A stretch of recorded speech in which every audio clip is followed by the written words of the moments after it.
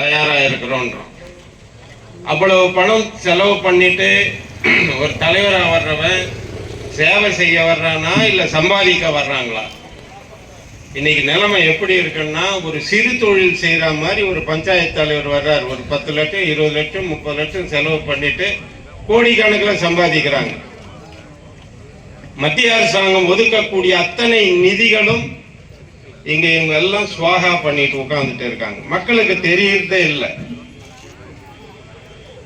கேட்டா தாழ்த்தப்பட்ட மக்களுக்காக நாங்கள் அப்படியே உழைக்கிறோம் பண்றோம் எல்லாம் சொல்லின்னு இருக்காங்க. சுமார் 5000 கோடி மத்திய அரசாங்கத்திலிருந்து தலித் சமுதாயத்திற்காக அவர்களுடைய உயர்வுக்காக கொடுக்கப்பட்ட 5000 கோடியில் 2500 கோடியை திருப்பி அனுப்பிச்சிட்டானுங்க. ஏன்? அது செலவு பண்ணா இந்த மக்கள் முன்னுக்கு வந்துருவாங்க, அவங்க அங்கேயே கிடக்கணும். இதுதான் உண்மையான நிலைமை. ஆனா பேசும்போது மட்டும் வாய்கிழிய பேசிக்கிட்டே இருப்பானுங்க.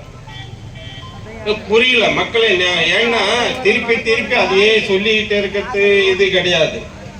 ஏதோ உங்களுக்கு புரியுற மாதிரி என் மனசுல தோன்றிய சில கருத்துக்களை மட்டும் நான் சொல்றேன். லண்டன்ல பாத்தீங்கன்னா ஒரு பிரிட்ஜ் ஒண்ணு இருக்கு, பாலம். அத வருஷத்துக்கு ஒரு வாட்டி பெயிண்ட் அடிப்பாங்களாம். இந்த முனையில பெயிண்ட் அடிக்க ஆரம்பிச்சான்னா அந்த வருஷ கடைசியில தான் அந்த முனைக்கு போவாங்க. அது வரைக்கும் அவ்வளவு பெரிய பிரிட்ஜ் அச்சினே இருப்பாங்க.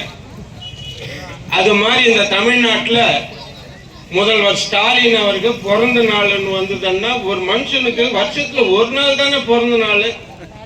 இவன் என்ன வருஷம் ஃபுல்லா பிறந்த நாள் கொண்டாடிட்டே இருக்காங்க. இதுல இன்னொன்னு, பாராளுமன்றத்துல புது பாராளுமன்றம் கட்டும் போது மோடி அவர்கள் செங்கோல் என்ற ஒரு இதை கொண்டு வந்து கொடுத்தப்போ